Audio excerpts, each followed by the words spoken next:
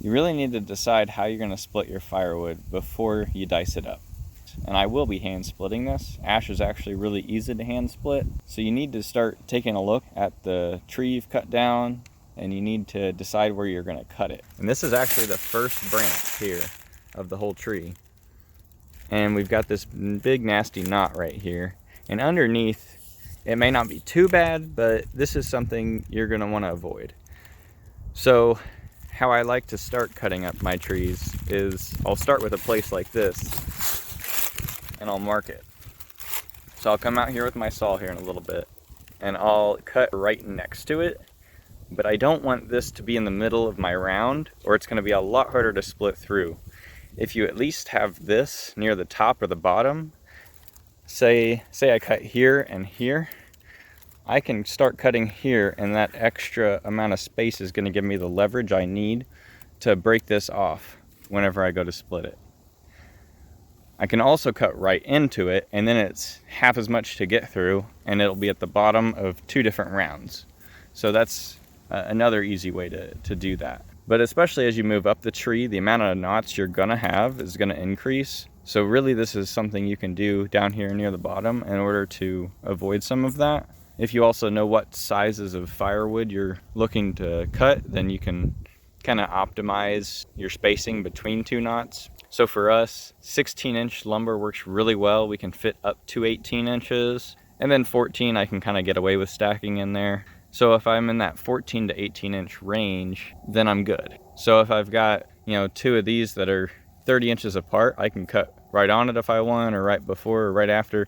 But whatever I do, I could space that out correctly and minimize the amount of knots I'm gonna have to go through when I'm cutting. So that's really your first step. You wanna make sure you go ahead and cut this in a way that's easier to split. So if you're cutting down your own trees for firewood, I recommend just kind of getting to know your lumber there for a little bit before you start dicing.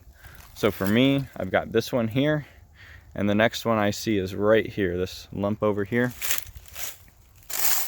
It's not very big, so chances are it's not gonna cause too much of a headache, but it's still something I'd rather not deal with if I don't have to. And then as you go further, obviously that's gonna be a lot more of a headache up there.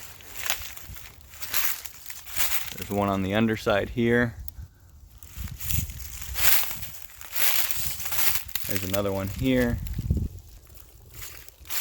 But you just want to take a good look and determine where those best spots to cut are going to be. And that'll minimize the amount of effort you're going to need to put into hand splitting. Because there's nothing worse than just having a bunch of knotty pieces, especially when you really could have avoided that in the first place. So I'm going to go ahead and work on cutting this up. Alright, so far we haven't had too consequential of knots in this wood.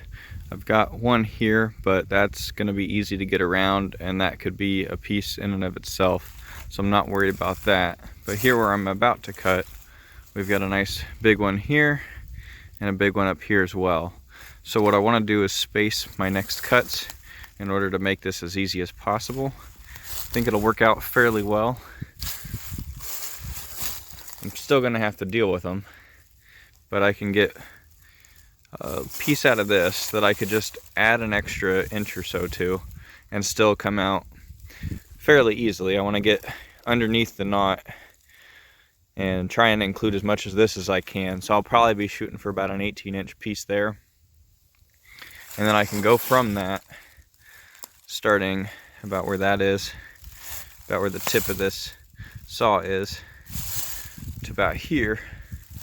And if I go one further, then that lands me right here. So I think I'll actually start cutting on this one here. I'm gonna cut just right at that piece there, and then see how these next 2 cuts are gonna line up, but try and get into that in a good spot that makes that easier to split. All right, this is another area I wanted to discuss. So, because I've already started the cut down here, and if I take that same length and I move it down to the end, then we're getting pretty close to that. So I think we can afford to keep this a full length piece. When you end up where you've got a spot like this and you're not coming up to it quite as well as you'd like, I recommend cutting it right here and right here, in order to have these pieces be easy to split. And then if you need to, and your next round was going to end here or so, just let this be a small awkward piece, and that's fine. You can let that dry out, keep it stored in a separate area with some awkward pieces that you've got. Maybe you put it at the top of your pile so it'll dry out without messing up any of your stacking. But then you could even, once it's cut from here to here, you could split it in half or into quarters, whatever you want to do. Make little chunks that might be good for just tossing into the fire when you've already got one going. This is not the easiest to split here, especially if you're doing it like by hand like I am. So trying to save this to be around right here, this is possibly going to be more difficult to split anyway. So what you want to do is just prioritize easy to split items. But the worst thing you can really do is just keep too much of this attached to these pieces here. So if you're to cut this like a pair of shorts here, then you're going to end up with just a piece that you really don't want to deal with.